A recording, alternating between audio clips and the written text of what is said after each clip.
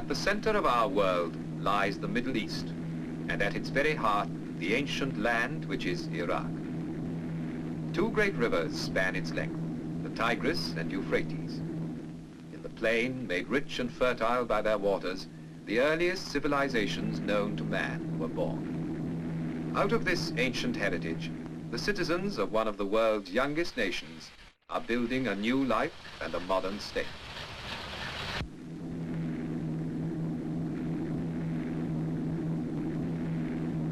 Ageless Iraq is no longer a remote, isolated country. Today, she is a main junction linking the East and West.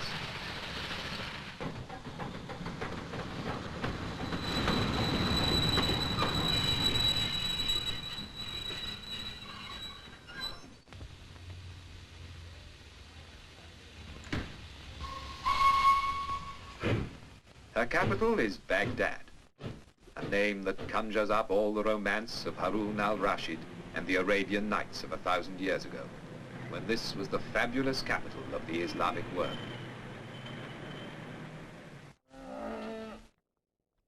The tempo of an age-old way of life contrasts with the swifter rhythm of the new.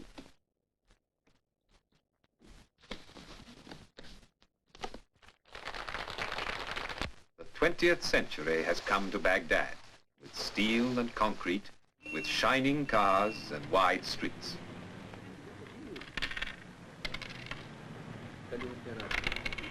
But the people of Iraq hold on to the best of their old traditions.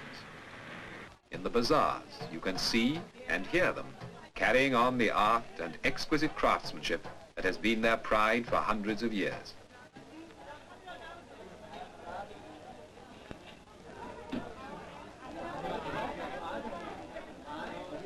"2,000 years before Christ, the world's first code of justice was laid down in the halls of Babylon.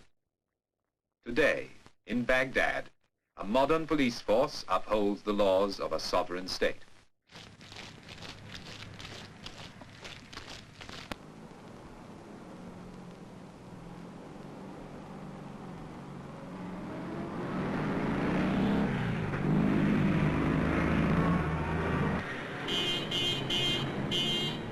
Today, the streets of the city are alive with the bustle of a young people who are taking back from the West the means to a brighter future. And in their enjoyment of sport, the same is true.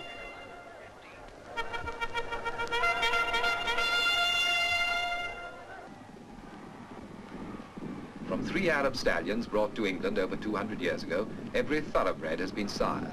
Today, their descendants run on every racecourse in the West.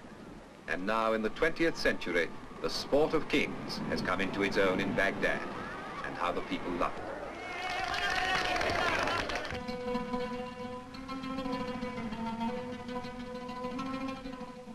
For the people of Iraq, the waters of the two great rivers, Tigris and Euphrates, are indeed the waters of life.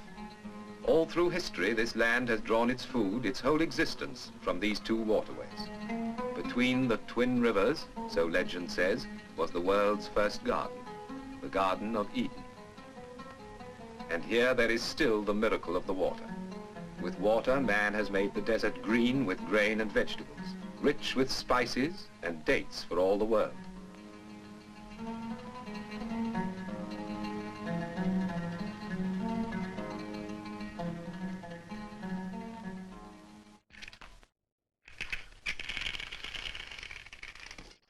Without the water of the two great rivers, and without the skill that makes them serve the land, much of Iraq would be a desert.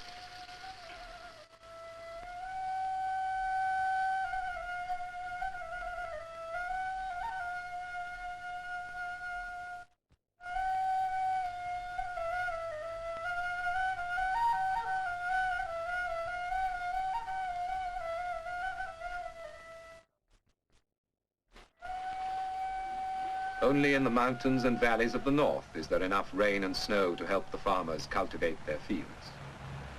Here, the life of the Kurdish tribes, farmers and hunters all, still follows an age-old pattern set by the sun and the changing seasons.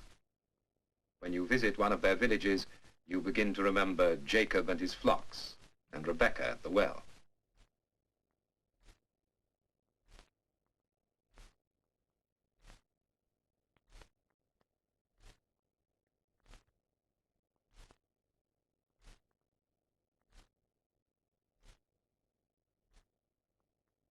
The men are already in the fields, tending the vines, watering the crops, as they have done from the time of Abraham, pausing only to offer a prayer to God for his goodness. Allahu Akbar, Allahu Akbar. أشهد أن لا إله إلا الله. أشهد أن لا إله إلا الله. أشهد أن محمدا رسول الله. أشهد أن محمدا رسول الله. حي على الصلاة. حي على الصلاة.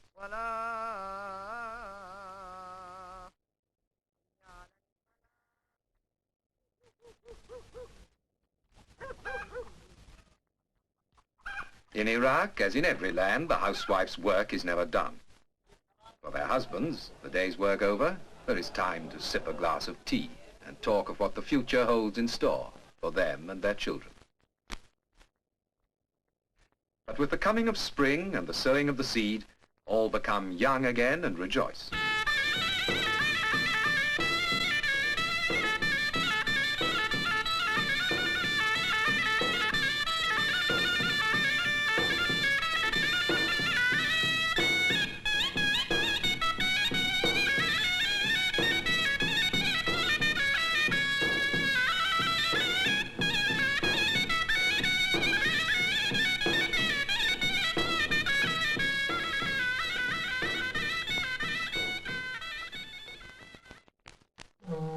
From the cool mountains of the north, where the waters rise, down across the central plains to the burning heat of the Persian Gulf, where the twin rivers join in the Shatt al-Arab.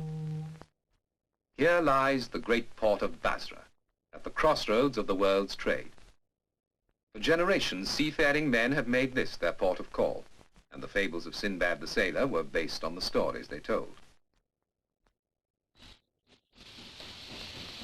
Today, the modern port of Basra is Iraq's waterway to the world. Ships laden with the goods of the new age sail out from the Persian Gulf to the Indian Ocean and the Far Orient. And the skies over Basra are thronged with the traffic of the air.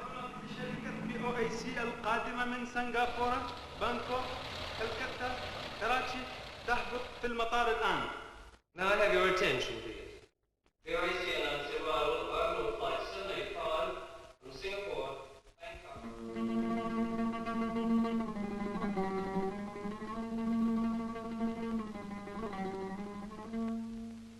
And yet, within a few minutes flying time of Basra is a strangely different world. You're back in another age. Here, amid lakes and marshes, water has created a way of life all its own.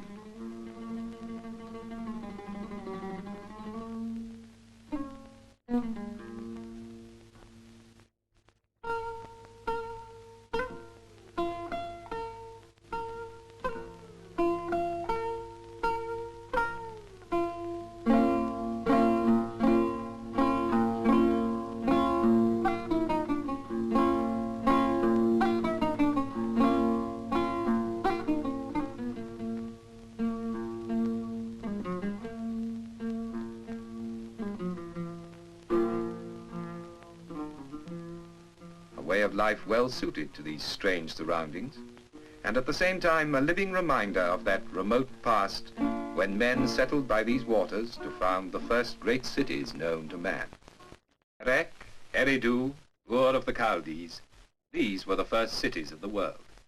For here in Iraq, men first began to build and to create a settled way of life. Here were the very beginnings of civilization. The splendor of Babylon is gone, and with it the glories of Assyria.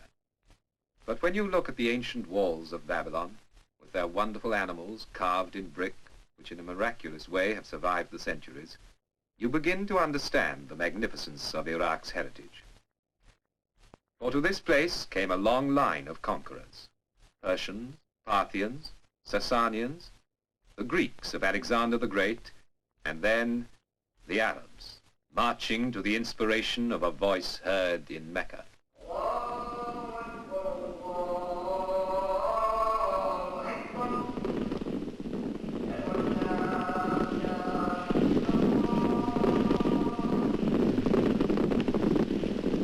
Here, beside the waters, in a land made fertile with irrigation, the life of Islam flourished for more than 600 years.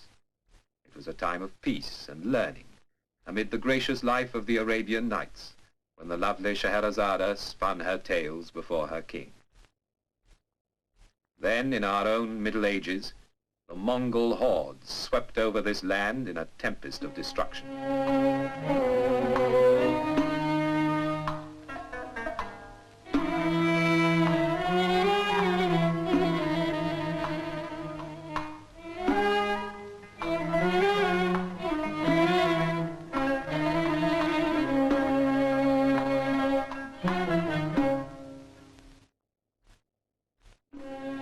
The people of Iraq became like Cain, wanderers upon the face of the earth, and the desert reclaimed the land that men had made fruitful.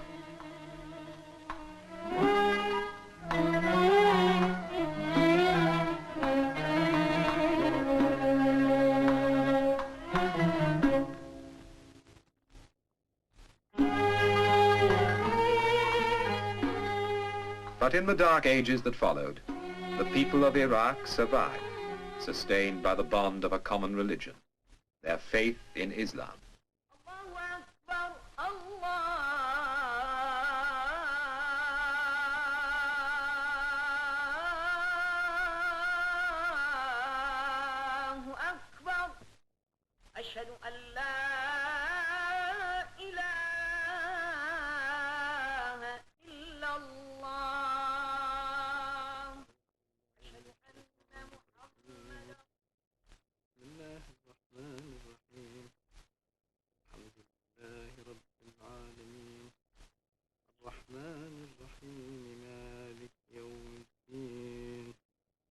Almost 700 years later, Iraq regained her independence.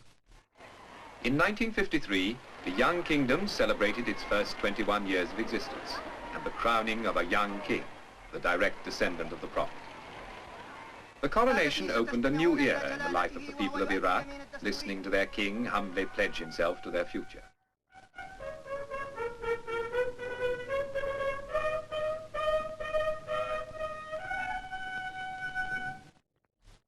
أقسم بالله أنني أحافظ على أحكام القانون الأساسي واستقلال البلاد والإخلاص للأمة والوطن.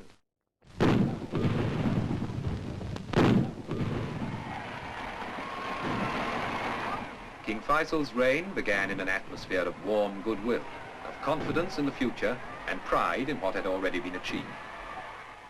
In the first 21 years of Iraq's independence, modern industries have taken root.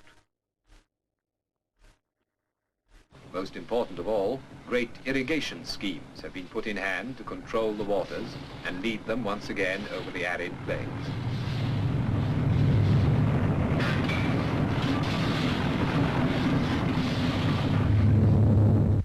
Iraq's other great natural wealth is oil, untapped until this century.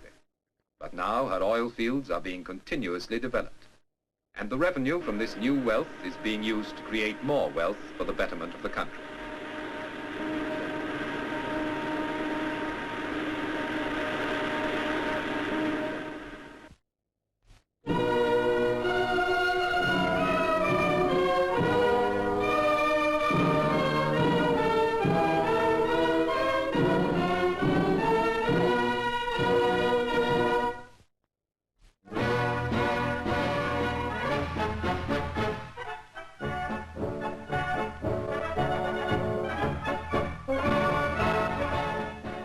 To protect these first fruits of her far-sighted planning and enterprise, Iraq has built up a first-class fighting force, highly disciplined and well-equipped. Water is flowing once more, flowing from the rivers back onto the land, making the desert green again.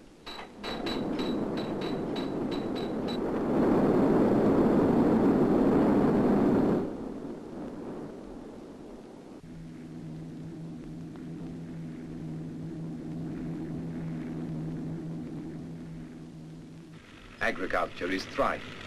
Modern machinery and new techniques promise new prosperity. The face of the land is changing.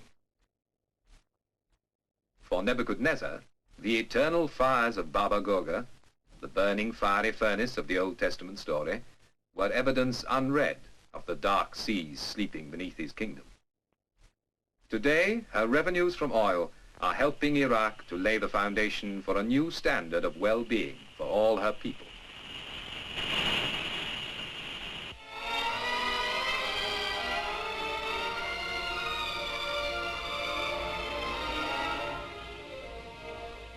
The young people of today know that life for them is going to be different and better, far better than it was for their fathers. Their fathers had to tramp for miles through the dust of summer and the winter's mud to the few primitive schools of their day. Now, new schools and colleges are giving the youth of the country a proper start in life.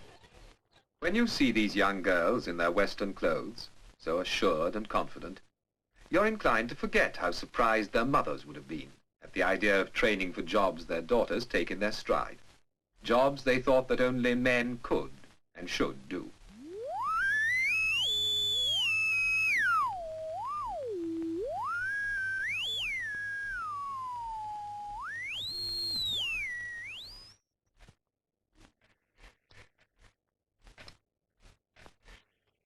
Now girls, as well as the boys, can take up almost any profession they choose and know they've a good chance to succeed.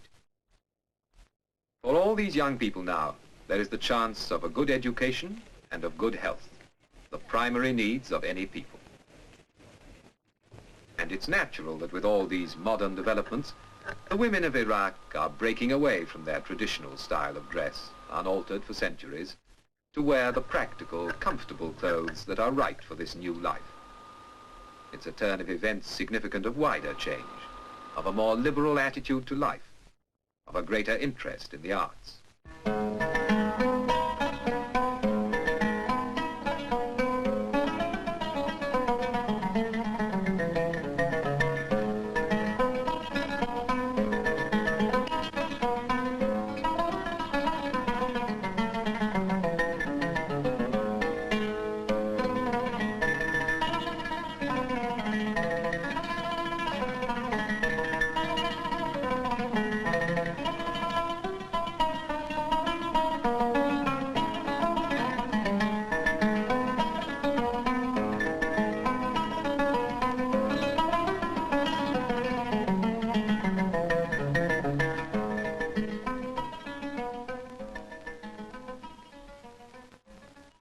Ageless Iraq, a new country, but one that hasn't forgotten the glories of its history. A country that is now emerging from the shadows of its past to a future bright with promise, ready to inherit its true place at the center of the Middle East.